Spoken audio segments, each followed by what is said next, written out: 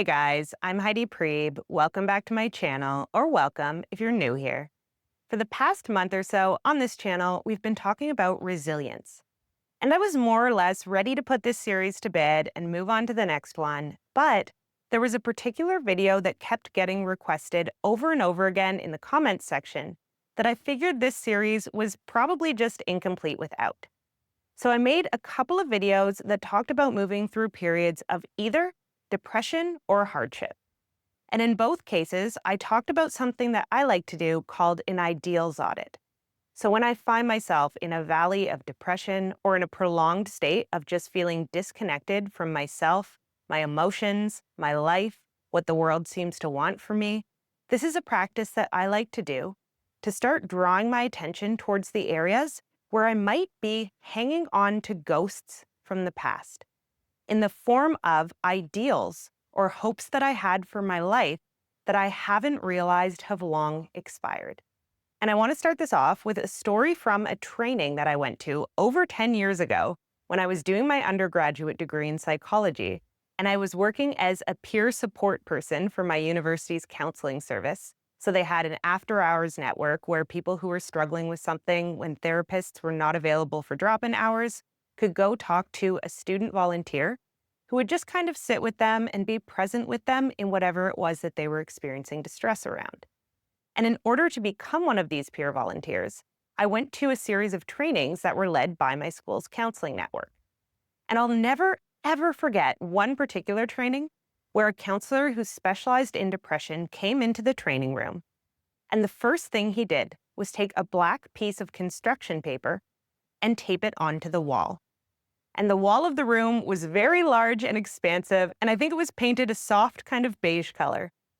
And he said, when you have someone in front of you who is dealing with depression, they are only able to see this much of the wall. And he took his hands and he framed where he had put that black piece of construction paper up. And he said, your job is not to sit there and tell them, actually, you're wrong and the wall is beige. The wall, as far as they can see it, is black. Your only job is to help them steadily expand their point of view until they can see beyond this one patch of wall. The reason this felt like such a powerful metaphor for me, and continues to, is because the question that I was left with at the end of that session was, why would this person, whoever it is that we're talking about, whether it's someone coming into the counseling session or ourselves when moving through depressive episodes, why would we get so fixated on this one part of the wall that is dark? And it dawned on me that to that person, or to ourselves when we're going through these periods, that dark patch of the wall might once have looked really bright and filled with hope. Maybe that patch of the wall represents something that we once put our blinders on to focus on really intently, because at a different point in time, it looked really beautiful. Maybe that patch of the wall represents a really wild and courageous hope that we once had for our lives. And the reason we are so trained on it is because it's taking us time to accept and recognize that it's no longer working out. And this is a metaphor that I have turned to time and time and time again as I've navigated my own periods of depression in life. It's not that I'm crazy or wrong or incorrect when I feel so certain that everything is going to go wrong forever if I keep walking down this path that I'm going down. And my job is not to argue with myself and tell myself, how could you possibly be so unhappy? Or how could you possibly feel so disconnected? My job is to accept that my field of vision has gotten trained on a particular part of my life, or my hopes, or my dreams for my own life, that actually truly might need to be grieved. And once I can find whatever it is that I'm stuck on that needs to be grieved and let go of, naturally, my field of vision always expands beyond it and starts seeing the rest of the wall. And so today what we're going to be talking about with some more concrete examples of this is which questions we can ask ourselves to start surfacing things inside of us, like ideals we've been holding on to, that might no longer fit inside of our lives. So this is the process that I call doing an ideals audit.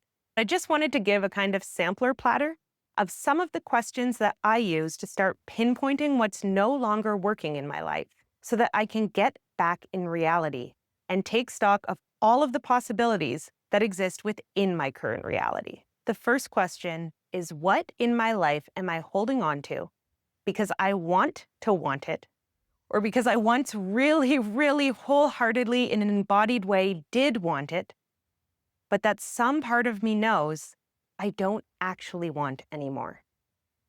And the second part of this question is, can I let that go? And the reason why this is such an important question to ask ourselves is because it deliberately goes into our unconscious minds and starts searching for areas where we don't feel aligned anymore with the things that we are doing that we once felt super giga aligned with. And the problem, the kind of trick that our minds love to play on us, is when we find a person or a situation or a job or whatever it is that we love, we tend to mistakenly assume that the love we have for that thing is located inside of the thing. Okay, so bear with me on this. So the cleanest example for me is that I love being on YouTube. It is one of the true joys of my life that I get to share with the world, things that I'm learning and metabolizing that are able to help me move through the world more effectively. And there was a period last year in 2024 when I was going through some immense personal challenges. And something I noticed was that suddenly I was not feeling aligned with creating the way that I usually did. So I would sit down to film a video, and it would feel like I couldn't concentrate. My brain was just like this tangle of wires that would not straighten themselves out and allow me to see clearly what I was wanting to communicate. And I felt so overwhelmed and stressed by this because so much else in my life was going wrong, and I wanted to have this one thing that I knew I loved that I could keep with me. And yet, it was undeniable to me that something about it was just not working for me anymore. And when I went through that process of doing an ideals audit and asking myself, what do I want to want, but just truly do not want right now? That was the thing that kept coming up. I want to take a break from creating. I finally allowed myself to take a break. And I allowed myself a long period of laying low and mourning what was going on in my life and dealing with the challenging situations that I was moving through head on. And on the other side of that, all of a sudden, I noticed my energy returning to me. And I noticed that I suddenly had a lot of things I did want to talk about and share about on YouTube again. And I realized that allowing myself to let this go as my ideal, as the thing that I thought was giving my life so much meaning, allowed me to expand my perspective and realize that YouTube is not the thing that gives my life meaning. What gives my life meaning is being in the honest pursuit of truth and the honest pursuit of understanding and making meaning. And sometimes that requires me to spend long periods of time being unproductive and just attuning to what's happening in my life and my inner world. And if I can do that, naturally, creativity always comes back to me. But at the time, I was looking at YouTube as the whole picture. And it was never the whole picture. It was connected to a much larger plan and much larger ideal that I was holding for my life, which was to be in pursuit of that which is honest and true, and then to share about that in whatever way feels right, which YouTube is a wonderful medium for, but it is far from the whole picture. And so sometimes when we allow ourselves to do this, and to let go of a part of our lives that we think it makes no sense for us to not want anymore, what ends up happening down the line is that we find ourselves with an expanded perspective on that thing. We understand why it was so important to us, what larger thing it was a part of or an expression of. And sometimes that larger thing requires us to let go of a part of it in order to engage with another part of it. And maybe the first part comes back, maybe it doesn't. But the point is, we have to be honest with ourselves about what it is that we no longer want in our lives, sometimes without knowing if it's a permanent or a temporary giving up of that thing, in order to expand our perspective to realize why we wanted that thing in the first place and what might be a more authentic expression of it now, which is where part B of that question comes into play, right? Can I let it go? It doesn't have to be a permanent letting go, but we have to realize when we're no longer feeling that connection to something. that we're going to need to allow there to be some space, at the least, between that thing and ourselves for a while. And that connection might come back or it might not. But the first step is being honest enough with ourselves to trust that sometimes we have to let something good go, even if we don't understand why yet. Which brings us to the second question. This one is all about giving validity to the part of ourselves that knows it is right about that black square of the wall that it is looking at. So this question is, what am I right about that I am mistaking for the whole picture? So sometimes when we look at our lives, we look at these things that we have been aiming for or orienting ourselves around for a long time. We can accurately pinpoint when things are just not working out. And when some goal or some relationship or whatever it is actually doomed for us. And that's a dramatic word to use, but I'm using it because that's what it feels like. Doom is the feeling of our entire world collapsing. And if our entire world, as far as we see it, is limited to this one box on the wall, it really does feel like doom to have that world start collapsing. So what we want to be aware of here, at least in our cognitive minds, if we can, is that sometimes we are absolutely right about everything that is going wrong in our lives.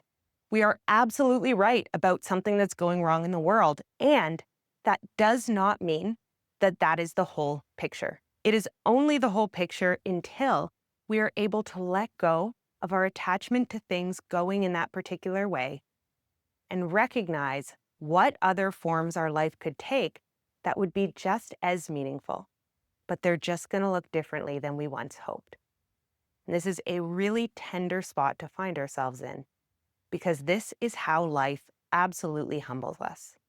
If we are living fully and completely, life will take the most wonderful things that we have ever found away from us ruthlessly. That is just how life works. Nobody gets out of it without a bunch of scars. But whether or not we get destroyed by those losses often has to do with the extent to which we are able to realize that there is life beyond them. I was actually at this event last night that I cannot stop thinking about, where this woman stood up in the audience. She was wanting advice from the speaker on stage, and she was talking about how she had lost the love of her life because he had cheated on her while they were engaged. And I noticed really acutely how much the rest of the room seemed to want to instantly reframe this for her. So people were going, if he did this, it means that you deserve better. He's not the love of your life. All of these things that were essentially very well-intentioned ways to try to make this woman feel better and to feel empowered and good about herself. But I could tell looking at her face, none of this was really registering. Because as much as the rest of the room can stand there and tell this woman who has just lost the love of her life that he was not the love of her life and that this is not the end of her story, anyone who's been in that position, who has lost something that they so desperately loved and wanted, knows that in that moment, none of those empowering things feel true. What tends to feel true is that you are in suffering, and it is so hard to find your way out of it. And the problem is that suffering has to be moved through. Sometimes we have to accept this really beautiful part of our lives is just gone. And there is nothing that can redeem that in this moment. Yes, maybe 5 years from now, we'll meet someone else. Maybe someday in the future, we'll look back at this and see it as a really necessary lesson we had to learn or hard time we had to work through. But in the middle of it, none of that is true yet. In the middle of it, the thing that is true is that there's this way we wanted our lives to go, and it did not go that way. That is the truth. And we are still staring so intently most of the time in these circumstances at the way that we wanted our lives to go, and we just feel doomed. It just feels like everything I've been focusing on and building towards and wanting is crumbling down. And it doesn't matter how much other people tell us that's not true, it is true. What people are speaking to when they're saying that this is going to get better is the rest of the wall. But in order to take our eyes off of this part of the wall and look at the rest of it, we first have to mourn this vision of our lives that is no longer happening for us. So while everyone was giving advice to this woman in the room last night, I kept thinking about when my closest friend of 15 years decided she wanted to leave my life. And this was one of the deepest losses I ever had to go through in my life. It was without a close second the most beautiful and close and emotionally intimate relationship that I had in my entire life. And I remember at the time, every way I tried to reframe this friend breakup, I just could not find a reframe that felt true. And people would constantly offer me reframes, right? They would try to reframe my friend as a bad friend. I knew in my system that wasn't true. They had been a wonderful friend to me for 15 years. They tried to reframe this as a necessary step in my journey, and I would see a couple steps down the road how this thing happening was actually a good thing. And there was no way my system was willing to believe that. And the reason my system wasn't willing to believe that was because it was not true. I knew in my heart, in my body, in my nervous system, in my soul, this relationship was the best thing I ever had. It had walked me through some of the darkest parts of my life. It had inspired and helped me to heal into the person that I am today. And it had provided this beautiful sense of companionship and laughter and joy in my life that almost nothing else had ever come close to. And I knew, no matter what anybody else told me, that I was losing the best thing I had ever had. And it wasn't until I allowed myself to really sink into that statement and how true it felt for me. I am losing the best thing I've ever had. And maybe the best thing I'll ever have. It wasn't until I really sat with those statements and allowed them to be fully and completely true for me that I was able to actually start mourning that relationship and landing back in reality and accepting this is the reality I'm in. I'm now in a reality where I've lost the best thing I ever had and the best thing that, at least from where I'm standing right now, it feels like I will ever have. And the thing is, as time went on, that didn't really change. I still look back on that friendship and I think so much of the parts of myself that I love expressing, the creative parts of myself, the humorous parts of myself, the caring parts of myself, there was just so much of that that I felt it was so easy to express in my relationship with this other person. So that relationship had an incredibly high concentration of beautiful things and of parts of myself that I love expressing. But as time went on, what happened was that I found other areas where I could express my humorous parts, and other areas of my life where I could express my more serious parts, and other areas of my life that I could pour that love and care into that I used to spend a lot of time pouring into that one relationship. And so it's not that I found something better. It's that all of the parts of it that were good became kind of redistributed across the rest of my life. And so when I look back on that relationship now, would I say that I found something better? No. I never found a single relationship or a single situation that had all of that stuff concentrated in the same way that that one relationship did. But are all of those parts of me that were once alive in that relationship still expressing themselves in my life on a daily basis? Yes. It's like I just kind of redistributed that energy across a wider network. And am I approximately equally as happy as I was with that relationship in my life? Day to day, approximately yes. Yes, I still think I lost the best thing I ever had, and my life went on, and it became a different life that was beautiful in a different way. But telling myself that something specific was going to come along and replace this thing that my body and my soul just knew was not going to happen, was not working for me. I had to get in reality, look at that square of the wall that represented something I once loved so, so much, accept that it was gone, and allow myself to zoom out and look at what was still there in my life that allowed my life to recalibrate to something equally as beautiful and meaningful, but very, very different. So again, this question is all about bringing our attention back to, what am I right about that I am mistaking for the whole picture of what matters? There very often, when we are depressed, when we are struggling in life, is something real that is happening that we need to mourn and let go of. So we are not doing ourselves a service by telling ourselves things are wonderful when they're just not. We do ourselves a service by recognizing that we are in the thick of something terrible, but that thing is not forever going to be our whole world. Yes, it's all falling apart. Yes, it's all crumbling. And later, there will be something different. But right now, our job is to mourn whatever that thing is, to mourn that our lives did not go the way we wanted them to go.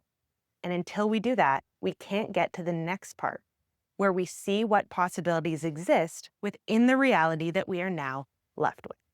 A third question I like to ask myself when I find myself feeling depressed or disconnected from my feelings is the question, what have I not said yet? And this can apply to absolutely any area of our lives or of our relationships. But what this question is turning our attention towards is what it is that is true for us internally that we are not being congruent about in our external life. So when there are things that are important to us, when there are feelings we have that are strong, when we are experiencing something internally that we are not expressing externally, this often creates nonstop resistance between our inner worlds and our outer worlds. And this often keeps us low-level dysregulated without understanding why. So asking myself the question, what have I not said yet, often brings up the surprising things that I realize I am living with that I am not yet living out. And in many cases where I've chosen to express it anyways, I've realized that actually what's happened is my conception of what it's fair to do has expanded, especially when I stay on the page with any consequences of that self-expression. So I'll give you an example of this.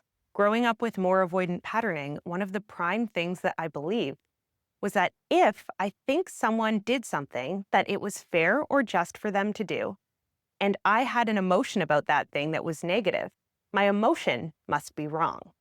Because in my mind, I believed that negative emotions only made sense if there was some sort of injustice that had been done to somebody. And so there was a case in which I had a breakup. And this person and I had decided that after a designated point of time where we would kind of lick our wounds and take some space from each other, we would come back and have a conversation and just go over the relationship and look at whether or not we wanted to be friends or acquaintances or whatever it was moving forward. And when I approached that person on the date that we had set as the date that we would come back and talk about things, they told me, I actually don't want to be in contact moving forward. And I felt like that's fair. There was no explicit agreement that we made that said we had to stay in contact. We had always been clear that we were free to do whatever we wanted with our lives and move on if that was what we would both feel was best after that period. And I could not admit to myself that I was sad about that. Because again, my brain went, if it makes sense, you must not be sad about it. So for months and months and months, I lived with this sadness and with this pain until I found myself getting really depressed. And I could not figure out why I was feeling so depressed until I realized one day, I actually feel really sad that I never got that conversation that I was hoping to give me some closure around that relationship. And so what I did was I wrote that person an email and I just told them I feel really sad that we never had that conversation. And I could not believe how much it felt like a ton of bricks had been lifted off of me, even though we never really ended up having that conversation in the way that I was hoping. But just saying that, just being congruent about what I felt, allowed me to get back into a position of feeling autonomous over my emotional world. Because I realized if this thing that I'm feeling internally is so stuck and so denied even by me that I won't even allow myself to say it to another person, I'm going to be in a constant state of resistance to the world. And so I told that person that I felt sad, but I also told my friends. I told my therapist. I told my family. I just started living with the fact that I had sadness that I hadn't processed about the way that the relationship had ended. And it turned out that was actually all my body needed. I just needed to be seen by my friends and by my family for what was actually happening for me. And over time, when I looked back on that situation, I realized that what it was calling me to do was expand my idea of what was fair. Prior to that, I had really thought, in a way that was deeply unconscious for me, that if something is fair, I must not feel emotions about it. As in, if I feel sad about something that happened that was fair and okay, my sadness is in some way wrong. And that situation and being willing to be honest with myself about it forced me to recognize that something can be fair and okay, and I can be sad about it. Or in other circumstances, something can be fair and okay, and I can be angry about it. It truly expanded my field of awareness about how emotions work. They're not always in relation to fairness and justice. Sometimes they're just in relationship to what I want and don't want. When I want something and don't get it, I feel sad. It doesn't matter if it's fair that I didn't get it. I can still just feel disappointed. Which, of course, to some people is a giant duh. That's the way the world works. But to me, was truly a monumental leap in awareness that my emotional system could work that way. And so sometimes just asking ourselves that question, what have I not said yet, gives us information about where our inner and outer world is incongruent. And generally, when we make those things congruent again, something really interesting tends to happen. There tends to be some shift in our awareness or our understanding of how our emotions and the world works that feels really meaningful and that gets us back in reality. What haven't I said yet? I now ask myself this question, I kid you not, almost every single day. Question number 4, and this one takes things in a slightly different direction, is am I sure that the strategy I am employing for getting what I want is the right strategy? A lot of the time, when it feels like we want something, but we are doomed when it comes to getting it, it's because every strategy that we have selected for getting that thing is actually built on top of an unconscious premise that is false. So a really good example of this is insecure attachment, right? If we have, let's say, an anxious attachment style, and we really want a close, connected, loving relationship, but we have this unconscious belief that the way to achieve that is to put 100% of our focus on it, we are probably going to struggle over and over and over again in relationship because our strategy is one that actually is in a lot of cases working against our attainment of that thing, but we're not conscious of that.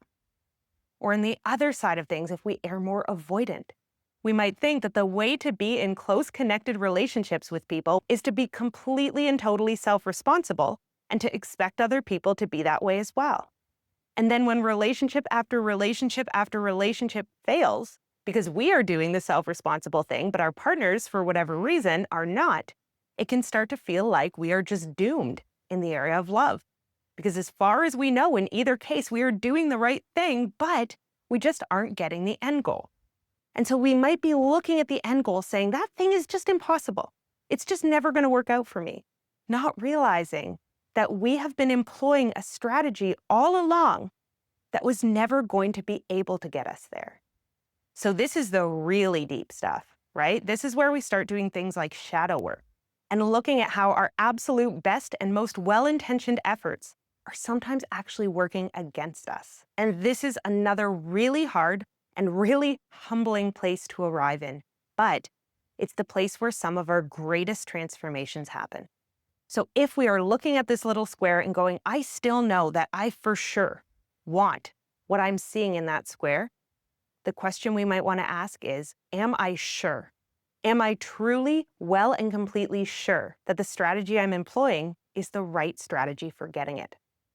And if not, now might be the time to do some really deep digging on how I'm showing up in relation to this thing. And in this case, what needs to be grieved is actually the strategy that we really want to work. We have to grieve that I might never get this thing that I want if I'm only willing to approach it in this way. And then we have to be willing, on the other side of that, to expand our skill set and our approach towards getting what we want, which very often allows us a much more direct and easeful pathway towards that thing once we can get those fundamentals in place. And the last question that I find to be incredibly powerful when I'm moving through a period of depression or disconnection is, what am I starting to want, even if I don't yet know how to live in alignment with it?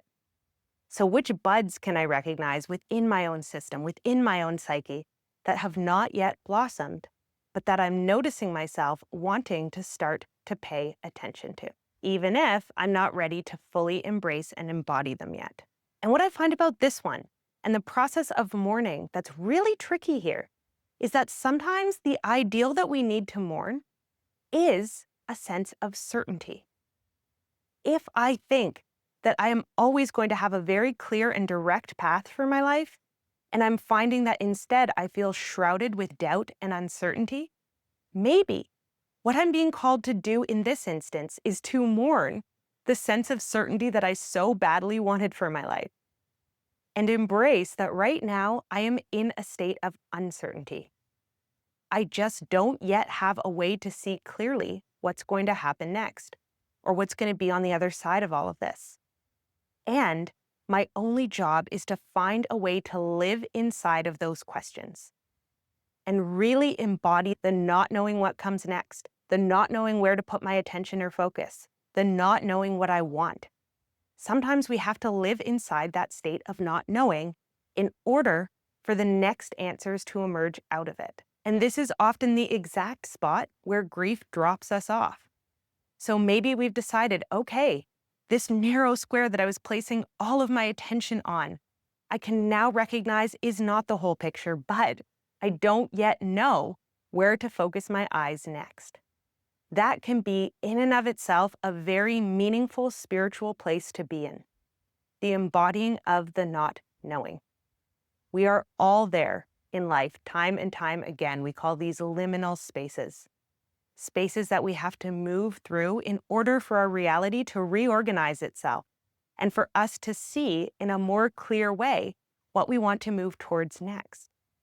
And these are frustrating times, but they are also completely necessary times. If we do not find a way to kind of find our sea legs and accept that for a while we are not going to feel certain about what's next, we end up just kind of grasping at these ghosts from our past forever, without ever giving that new picture time to fully develop itself and come into view.